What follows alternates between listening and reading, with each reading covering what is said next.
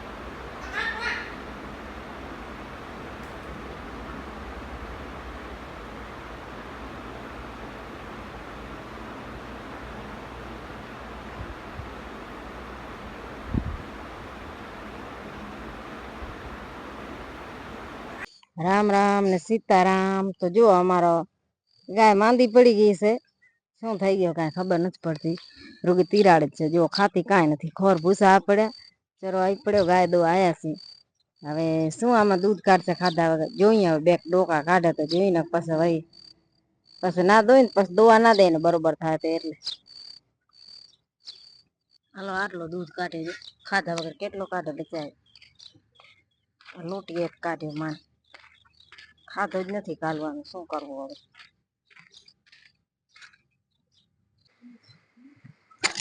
હાલો તો જો કાલવાનું કાંઈ ખાધો નથી તો દૂધ શું કાઢે બિચારી તો કાંઈ દૂધ કાઢે નહીં આજ સાહે નથી કરવાનું કાલવાનું કાંઈ હતો નહીં દૂધ તો સાહે શું કરે કાલની ખાતી સાહ પડી છે હલાવી લેશું અને ચરો બરો લેવાય નહીં જવાનું થાય ખાય નહીં તો ચરો લઈને શું કરીએ હવે? બરોબર થાય ત્યારે વાત વિચાર.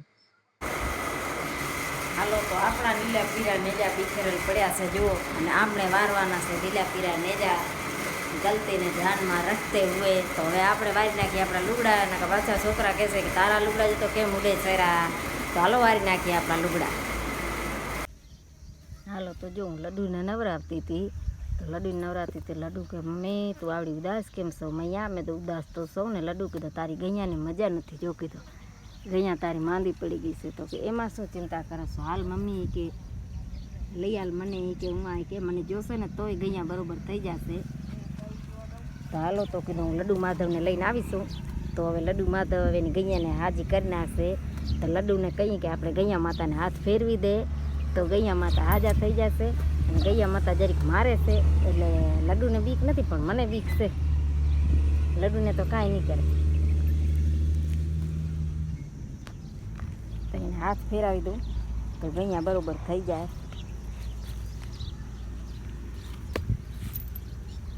એટલે એમાં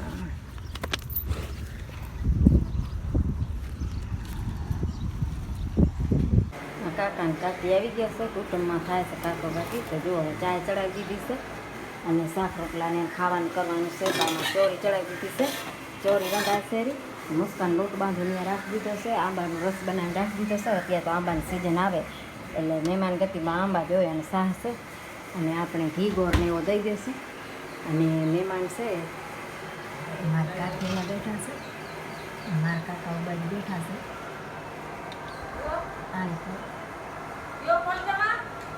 આટલા ધારીને તો હવે આપણે આવે શરમ સામે મોબાઈલ લઈને જવાથી હું તમને બતાવી દઉં.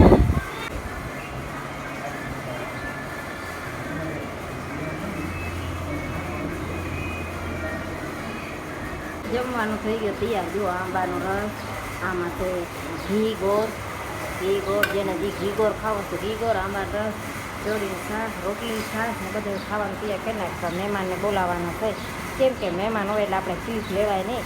વળી એ શરમાય ને આપણે શરમાય એના કરતાં આમ નામ લઈ લેવી સારું.